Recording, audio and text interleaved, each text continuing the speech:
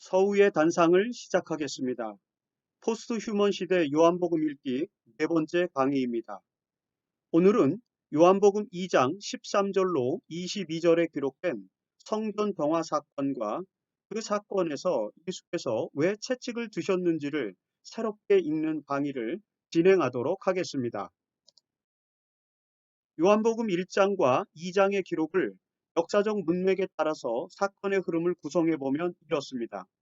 요한복음 1장에서 예수께서는 유대 지역에서 침례자 요한과 역사적인 만남을 경험하게 됩니다.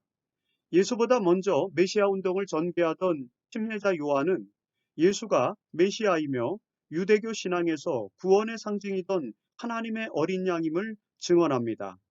그의 증언을 듣고 두 명의 제자들이 예수를 따르기 시작했고, 이를 계기로 예수는 유대 땅에서부터 이미 몇 명의 제자를 얻게 됩니다. 유대 땅에서 제자를 얻어 갈릴리로 돌아오는 길에 예수는 갈릴리 가나에서 열린 혼인잔치에 참석하게 됩니다. 요한복음 2장 1절을 보면 그 사건은 유대 땅에서 갈릴리로 출발한 지 사흘째 되던 날이었습니다. 가나의 혼인잔치에서 물로 포도주를 만드신 표적을 보여주신 예수는 이 일이 있은 뒤에 그의 어머니와 형제들과 제자들과 함께 갈릴리 가버나움으로 가셔서 며칠 동안 머무르셨습니다. 요한은 예수의 이런 일련의 행적을 날짜 단위로 세분화해서 기록하는 것처럼 보여줍니다. 그러나 사실 이 이야기를 역사적 상황과 맞춰서 살펴보면 거기에는 시간적으로 큰 간격이 존재하는 것을 발견하게 됩니다. 예수께서 갈릴리 가나와 가버나움에 얼마나 머무셨는지 정확히 알 수는 없습니다. 12절에서 가버나움에 며칠 동안 머물러 계셨고 곧바로 유대 사람의 유월절이 가까워졌다는 13절의 기록이 나타나고 있습니다. 이 사이에는 약 4개월에서 6개월 정도의 시간적 간격이 있습니다. 연대기적으로 볼 때 예수께서 침례자 요한과 만났던 때는 27년 가을이었고 9월경이었고 6월절은 28년 봄 3, 4월경이었기 때문에 그 정도의 시간적 간격이 있었던 것으로 추론할 수 있습니다. 요한은 역사의 순서는 따랐지만 그 시간의 축약을 통해 그의 기록의 목적과 의도에 맞게 예수의 생애를 구성하고 있는 게 분명합니다. 아무튼 공간복음에서 풍성하게 기록되어 있는 갈릴리에서의 사역을 완전히 생략한 채 요한은 예수께서 유월절을 맞이해 예루살렘으로 올라가셨다는 이야기로부터 이 사건을 기록하고 있습니다. 요한복음 읽기 오늘의 본문인 요한복음 2장 1절로 요한복음 2장 13절로 22절의 말씀은 성전 정화 사건으로 알려진 텍스트입니다. 이 텍스트의 내용을 문자적으로 정리하면 다음과 같습니다. 예수께서는 갈릴리에서 사역하시던 중에 이스라엘의 종교적 명절인 유월절이 다가오자 예루살렘으로 올라가십니다. 예루살렘 성전 뜰에서는 소와 양과 비둘기를 파는 사람들이 있었고 성전세를 두로의 세겔로 바꿔주는 환전상들도 있었습니다.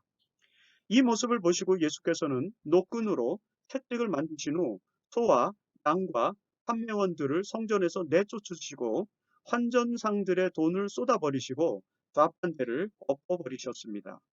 그리고 장사하는 사람들을 향해 내 아버지의 집을 장사하는 집으로 만들지 말라고 소리치셨습니다. 제자들은 그 모습을 보고 주님의 집인 성전을 거룩하게 보호하시려는 예수의 열정을 떠올리면서 다윗의 시를 기억하게 됩니다. 그러자 유대인들은 당신이 이런 일을 하니 무슨 표적을 우리에게 보여주겠소? 라고 예수께 질문을 하죠. 예수께서는 이 성전을 허물면 사흘 만에 다시 세우겠다고 대답하십니다. 역사상 가장 위대한 성전 건축물로 꼽히는 헤롯의 성전이 46년 만에 어느 정도 완성되었던 것을 잘 알고 있었던 유대인들은 그 성전을 사흘 만에 다시 세우겠다는 예수의 말을 이해할 수 없었습니다. 예수께서는 당신의 몸을 성전에 비유하셨던 것이었기 때문이었습니다. 제자들조차도 그 의미를 알지 못했고 예수께서 부활하신 이후에나 깨닫게 되었다고 요한은 부연하여 설명하고 있습니다. 그 부연 설명이 바로 이 사건의 마지막 내용을 구성하고 있습니다. 22절은 이렇습니다. 제자들은 예수께서 죽은 사람들 가운데서 살아나신 뒤에야 그가 말씀하신 것을 기억하고서 성경 말씀과 예수께서 하신 말씀을 믿게 되었다라고 기록합니다. 이것이 오늘 우리가 포스트 휴먼 시대에 다시 읽어보고자 하는 텍스트의 내용입니다. 이 텍스트에 나타난 성전 정화 사건을 해석하기 전에 먼저 이 사건 기록과 관련된 요한의 복음서와 다른 복음서와의 차이점을 분석해 볼 필요가 있습니다. 성전 정화 사건에 대한 요한의 기록과 다른 복음서 저자들의 기록과의 차이점 중에서 가장 두드러진 것은 그 사건이 일어난 시점과 관련된 것입니다. 요한은 이 사건이 예수의 사역 초기, 즉 그가 공식적으로 참여했던 세 번의 유월절 중 첫 번째 유월절에 일어난 사건으로 배치하고 있습니다. 이에 비해서 다른 세 복음서의 저자들은 그 사건을 예수의 사역 중 마지막 순환 주간에 일어난 것으로 기록하고 있습니다. 네 개의 복음서에 기록된 이야기를 조화시키려는 신학적 노력을 복음조화라고 합니다. 이 복음조화에서 가장 난해한 내용 중 하나가 바로 이 성전 정화 사건이 예수의 생애에서 언제 일어난 것인지에 관한 것입니다.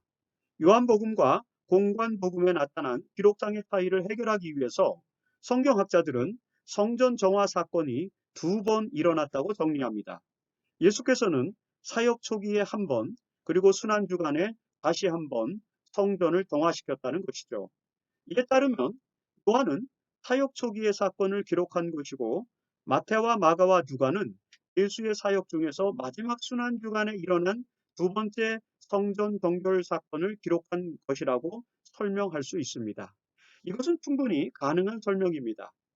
시대 소망에서 이 사건을 두 번 일어난 것으로 기록한 것은 바로 이런 해석에서 기초한 것입니다.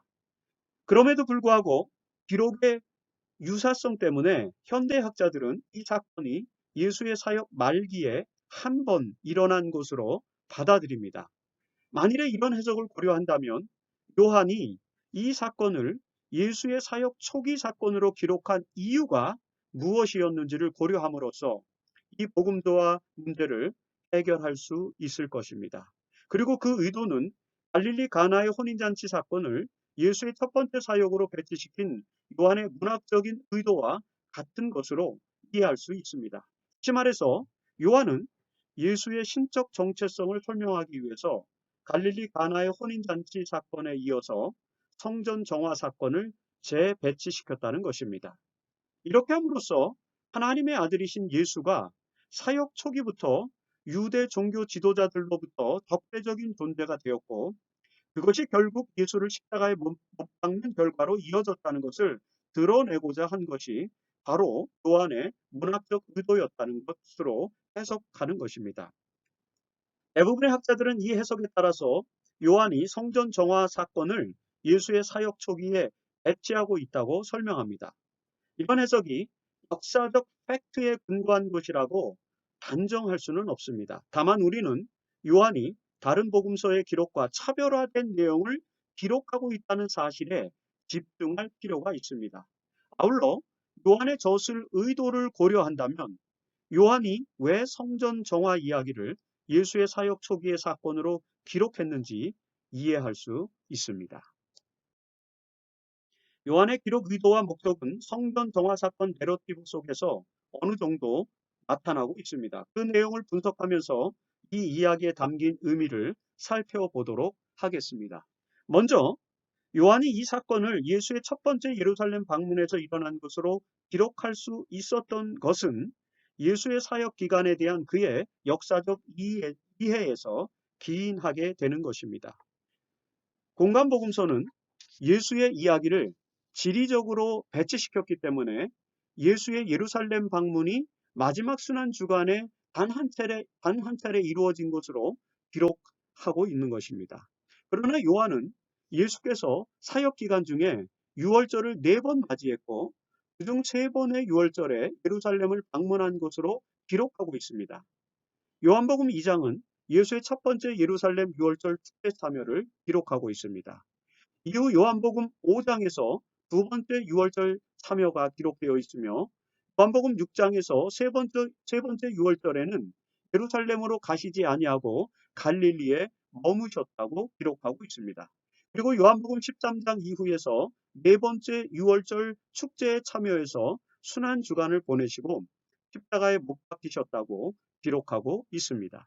이 외에도 요한은 예수가 초막절과 수전절, 한우카 축제에 한 차례씩 예루살렘을 방문했다고 기록하고 있습니다. 이상의 기록에 의거해서 볼 때 예수는 총 5차례 예루살렘을 방문합니다.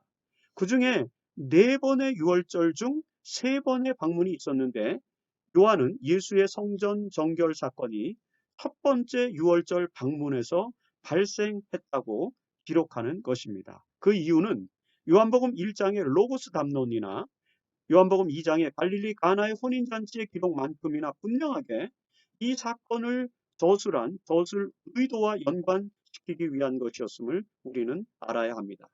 그래서 요한이 기록한 이 성전 정화 사건의 내용은 다른 복음서와는 다소 차이가 있는 기록으로 기록되어져 있는 것입니다. 성전 정화 사건의 기록에서 요한은 다른 복음서의 저자들이 언급하지 않은 한 가지 사실을 명시적으로 드러냅니다. 그것은 예수께서 노끈으로 채찍을 만들어 짐승들을 내쫓으셨다는 것입니다. 이 사건을 어느 정도 과격하게 묘사하고자 했던 마가조차도 예수께서 환전하는 사람들의 상을 뒤엎고 비둘기를 파는 자들의 의자를 엎으셨다고만 기록하고 있습니다. 그러나 요한은 여기에 한 가지를 덧붙였는데 그것이 바로 노끈으로 채찍을 만들어서 휘둘렀다는 기록입니다.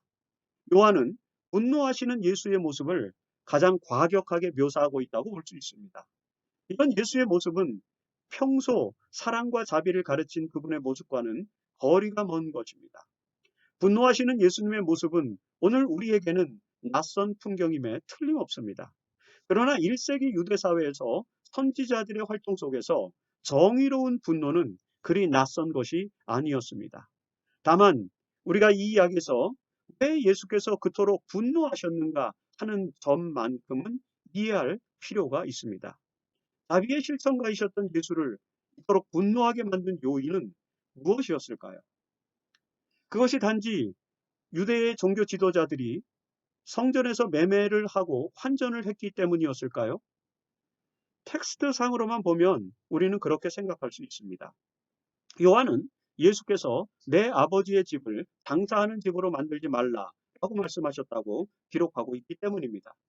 그러나 단지 장사하는 문제 때문에 이렇게 분노하셨다는 것을 이해하기는 쉽지 않습니다. 그래서 신학자들은 공관복음서에 나타난 예수의 말씀에 주목합니다. 공관복음서에는 만민이 기도하는 성전을 유대 지도자들이 강도의 소굴로 만들어 버렸다고 책망하는 내용을 기록하고 있습니다. 요한복음에는 기록되어 있지 않는 내용입니다. 어떤 학자들은 여기서 사용된 강도라는 단어를 유대의 열심당원들과 같은 혁명가들을 지칭하는 단어로 이해를 하고 혁명적인 정신이 예루살렘 성전에서 넘쳐났기 때문에 예수께서 분노하신 것이라고 해석하기도 합니다. 그러나 유대 지도자들은 혁명가들을 증오했기 때문에 자신들이 이런 혁명적인 분위기를 성전 안에서 만들었을 이유는 전혀 없습니다. 그래서 이 강도라는 단어는 혁명가라는 그런 개념보다는 다른 사람들의 소유를 강제로 빼앗는 사람 정도로 이해해야만 합니다. 따라서 텍스트상으로만 본다면 예수께서 분노하신 이유는 유대 지도자들이 성전을 장사하는 곳으로 만들어 버렸기 때문이었습니다. 그러나 단지 그것 때문에 예수께서 분노하신 것이었을까요? 이 사건의 의미를 좀 더 깊이 이해하기 위해서 우리는 텍스트 너머에 있는 콘텍스트를 살펴봐야 합니다. 예수께서 성전에서 장사하는 사람들을 채찍을 휘둘러 쫓아내신 이유가 사람들이 그곳에서 장사를 했기 때문만은 아니었음을 알게 해주는 내용이 있습니다. 소와 양과 비둘기를 거래하고 환전을 하는 일은 성전의 뜰에서 이루어졌습니다. 이 사건이 벌어진 장소인 성전 안에서라는 표현은 원래 성전 뜰에서로 번역되는 표현입니다. 그래서 영어 성경 중에서 NIV 그리고 한글 성경에서는 새 번역본에 정확하게 성전 뜰에서라고 번역되어 있습니다. 예수께서 활동하시던 1세기에 예루살렘에서 장사가 이루어진 곳은 성전 뜰이었습니다. 1세기 유대인 역사가였던 요세푸스의 기록에 의하면 유대인들이 명절 기간 동안 예루살렘 성전 뜰에서 장사를 하기 시작한 것은 가야바가 대제사장으로 재임하던 서기 18년경부터였다라고 그렇게 알려지고 있습니다. 제사장들이 성전뜰에서 매매를 하게 된 이유는 명절에 제사를 드리는 백성들의 편리를 도모하기 위함이었습니다. 유대인들이 제물로 바치는 짐승들은 흠이 없어야 했죠. 그러나 갈릴리와 같은 먼 지방에서 예루살렘까지 여러 날 동안 짐승을 안전하게 끌고 오기는 쉽지 않았을 것입니다. 그래서 대사장들은 예루살렘에 와서 흠없는 짐승을 사서 제물로 바칠 수 있도록 매매 제도를 운영하게 된 것이었습니다. 이 과정에서 소정의 수수료가 부담되긴 했지만 그렇게 비상식적인 수준은 아니었던 것으로 미시나에는 알려져 있습니다. 성전세도 마찬가지입니다. 출애굽기 30장 13절로 15절에 의거해서 유대인들은 누구나 20세 이상이면 1년에 반 세겔씩 성전세를 드려야 했습니다. 이 성전세는 예루살렘에 올 수 없는 사람들을 위해서 집집 방문 징수도 이루어지긴 했지만 대개는 유월절과 같은 명절에 예루살렘을 방문할 때 납부되곤 했습니다. 성전세는 성전의 유지 보수 비용과 매일 아침 드려지는 진설병 비용으로 사용되었기 때문에 로마의 동전이 아닌 구로의 세겔로 드려야 했습니다. 그래서 제사장들은 동전을 교환해주는 환전소를 마련해서 성전세를 드리려는 백성들에게 편의를 제공해 주었던 것이었습니다. 이것도 유대인 경전 미시나에 보면 약 4%에서 8%의 환전 수수료가 지불되어야 했던 것으로 알려져 있습니다. 이런 이유로 제사장들은 6월절과 같은 명절이 되면 성전 안에 시장을 열어서 짐승을 팔고 동전을 바꾸어 주었던 것입니다. 여기서 문제가 되는 것은 장사를 하던 그 성전 뜰이 이방인의 뜰이었다는 것입니다. 당시 예루살렘에 있던 헤롯 성전은 외벽과 내벽으로 이루어져 있습니다. 당연히 성전은 내벽 안쪽에 있었겠죠. 성전의 내벽과 외벽 사이에는 이방인의 뜰이라고 하는 넓은 뜰이 있었습니다. 넓은 공간이 있었던 것이죠. 그리고 내벽의 입구에는 여인의 뜰이 있었고 문 안쪽에는 유대인의 뜰과 그리고 제사장의 뜰이 있었습니다. 이방인의 뜰은 이방인이 들어갈 수 있는 공간이었습니다. 예루살렘 성전은 유대인들의 예배 공간이었지만 이방인들도 들어갈 수 있는 지역이었다는 것입니다. 그런데 제사장들은 이 이방인의 뜰에 시장을 설치하고 장사를 해서 이방인들이 들어오지 못하도록 방해했던 것이죠. 이 사건에서 예수께서 분노하신 것은 바로 이것 때문이라고 강조하는 학자들이 있습니다. 이 사실은 마가복음에서도 어느 정도 확인해 볼 수 있습니다. 왜냐하면 마가는 예수께서 분노하시면서 내 집은 만민이 기도하는 집이라는 이사야서 56장 7절의 말씀을 인용하고 있기 때문입니다. 마태와 누가는 그저 내 집은 기도하는 집이다 라고만 인용합니다. 하지만 마가는 정확하게 이사야서 56장 7절의 말씀에 나타난 만민이 기도하는 집을 정확하게 인용하고 있는 것입니다. 다시 말해서 예루살렘 성전은 만민이 기도하는 집입니다. 그래서 하나님께서는 성전 구조에 이방인의 뜰도 마련하셔서 이방인들도 들어와서 기도할 수 있도록 하셨던 것입니다. 그런데 유대 지도자들은 성전을 배타적 공간으로 만들기 위해 이방인의 뜰에서 장사를 함으로써 이방인들이 기도할 수 있는 공간을 없애버렸고 예수께서는 그것에 대해서 분노하시면서 장사하는 사람과 동전 바꾸는 사람들을 쫓아내신 것이라고 해석하는 것입니다. 요한은 예수께서 성전을 내 아버지의 집으로 말씀하셨음을 의도적으로 또 기록하고 있습니다. 마태와 마가와 누가는 이사야 56장 7절에 기록된 기록을 인용해서 내 집, 즉 하나님의 집이라고만 표현하지만 요한은 예수께서 성전, 즉 하나님의 집을 바로 내 아버지의 집으로 말씀하셨다는 점을 구체적으로 언급함으로써 예수께서 하나님의 아들 되심을 강조하고 있습니다. 이런 덫을 의도는 우리가 이미 살펴본 것처럼 요한복음 1장에서부터 지속적으로 나타나고 있는 그런 의도인 것입니다. 성전 정화 사건에서 요한의 기록에만 나타나는 추가적인 기록이 하나 더 있습니다. 예수께서 장사하는 사람들을 쫓아내자 그 자리에 남아있던 유대인들이 예수께 표적을 구하는 내용입니다. 유대인들은 장사하는 사람들을 쫓아내시는 예수의 모습에서 종교적 열정과 정의로움을 보았습니다. 그래서 그가 메시아인지 구체적인 표적을 보여달라고 요청하는 것입니다. 그래서 예수께서는 성전을 헐면 사흘 동안에 내가 다시 일으킬 것이라고 답변하십니다. 유대인들은 그 말이 무슨 말인지 알아듣지 못하고 46년 동안 지어진 성전을 사흘 동안 다시 세우겠다는 것은 말도 되지 않는다고 일축합니다. 이것은 예수께서 자신의 육체를 성전에 비유하시고 죽음에서 3일 만에 부활하실 것을 유기적으로 말씀하신 것이라고 요한은 설명을 합니다. 이 내용도 다른 복음서들과는 비교되는 내용입니다. 사실 다른 복음서들에서도 유대 지도자들이 예수님께 나와서 표적을 구하는 내용이 등장합니다.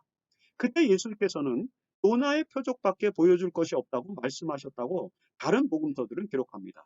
요나의 표적 역시 예수께서 죽으신 후 3일 만에 부활하실 것에 대한 유비로 제시된 것입니다. 그러나 요한은 이와 유사한 대화를 성전 정화 사건과 연결시켜서 기록하면서 예수께서 요나의 유비가 아닌 성전의 유비로 메시아의 표적을 설명하고 있다고 기록하고 있습니다. 요한은 왜 다른 복음서의 저자들과 달리 성전의 유비를 메시아적 표적으로 설명하고 있을까요? 여기에는 매우 중요한 역사적 맥락이 내포되어 있습니다. 두 번째 강의에서 설명한 것처럼 요한복음은 예루살렘 성전이 파괴된 후 20년 이상이 지난 시점에 기록되었습니다. 따라서 요한이 복음서를 기록할 때에는 예루살렘에 더 이상 성전이 존재하지 않았습니다. 유대인들은 성전이 사라지자 성전 중심의 종교를 경전 중심의 종교로 전환하게 됩니다. 그 과정으로 서기 90년에 남리아에서 모여서 구약의 정경 목록을 결정하는 작업을 하게 됩니다. 이렇게 해서 유대인들의 경전인 타나크, 즉 율법서인 토라, 예언서인 네비임, 그리고 교훈서인 페트빔, 이 타나크가 완성되게 되죠. 요한의 복음서는 그 시기보다도 6년 이상이나 더 지난 시기에 6년 이상 더 지난 시기에 기록되었기 때문에 이제 유대인들의 의식에서조차 예루살렘 성전이 사라지게 되었기 때문에 요한은 예수님의 말씀 속에서 성전이 무너지고 그것을 내가 다시 세우겠다라고 하는 유비를 이 말씀 속에서 제공하고 있는 것입니다. 따라서 성전의 무너짐에 대한 예수님의 유비는 요한의 공동체에게 매우 생생한 의미로 다가올 수 있게 되었던 것입니다. 요한은 이제 요나의 표적이 아닌 성전의 표적으로 예수의 메시아적 표적을 설명할 수 있게 되었던 것입니다. 아울러 예수께서 성전을 정화시키셨음에도 불구하고 또다시 성전에서 매매하는 일이 반복되었기 때문에 결과적으로 그 성전이 무너지게 되었다는 점을 독자들에게 인식시켜 주고자 했던 것도 이 이야기의 내용에 추가적으로 함의한 의도였던 것으로 이해할 수 있습니다. 요한이 기록한 성전 정화 사건은 예수의 신적 정체성을 드러내고자 했던 요한의 일관된 저술 목적이 드러나고 있으며 그것은 예루살렘 성전 파괴 이후에 독자들에게 예수께서 성전의 본체이셨음을 설명하기 위해서 기록된 내용임을 알게 되었습니다. 이제 이 사건을 포스 휴먼 시대 읽기로 읽어보겠습니다. 성전 정화 사건에서 예수께서 분노하신 이유는 유대인들이 하나님의 뜻을 왜곡하고 성전을 배타적인 공간으로 만들었기 때문이었습니다. 종교인들은 종종 거룩함을 배타성과 동일시하는 경향이 있습니다. 그러나 거룩함은 배타성이 아니라 구별성입니다. 구별됨을 의미하는 것입니다. 독점하는 것은 배타적인 것입니다. 그러나 공유하는 것은 독점과 구별된 것이기 때문에 거룩한 것입니다. 지배하는 것은 배타적인 것입니다. 그러나 공존하는 것은 지배하는 것과 구별된 것이기 때문에 거룩한 것입니다. 분열은 배타적인 것입니다. 그러나 화해는 분열과 구별된 것이기 때문에 거룩한 것입니다. 증오는 배타적인 것입니다. 그러나 용서는 증오와 구별된 것이기 때문에 거룩한 것입니다. 이처럼 종교는 배타적인 사회에서 모든 것을 포용하는 정신을 가질 때 거룩해지는 것입니다. 하나님은 거룩한 분이시기 때문에 거룩하지 않은 상황에 분노하십니다. 성전 정화 사건에서의 예수의 모습은 거룩한 하나님의 분노를 보여줍니다. 하나님은 거룩하시기 때문에 배타적인 것에 분노하신 것입니다. 하나님은 거룩하셔서 만물과 함께 하십니다. 하나님의 집은 거룩함으로 만민이 기도하는 집이 됩니다. 하나님 나라는 거룩하기에 모든 사람들이 함께 만들어가는 나라입니다. 하나님의 자녀들은 예수와 같이 종교적 배타성에 분노하고 만민과 더불어 거룩한 나라를 만들어가는 환대의 정치, 환영의 정치, 용서의 정치, 그리고 공유의 정치, 포용의 정치를 실현해야 한다는 것. 그것이 바로 이 성전 정화 사건에서 포스트머니 읽을 수 있는 메시지이라는 것입니다.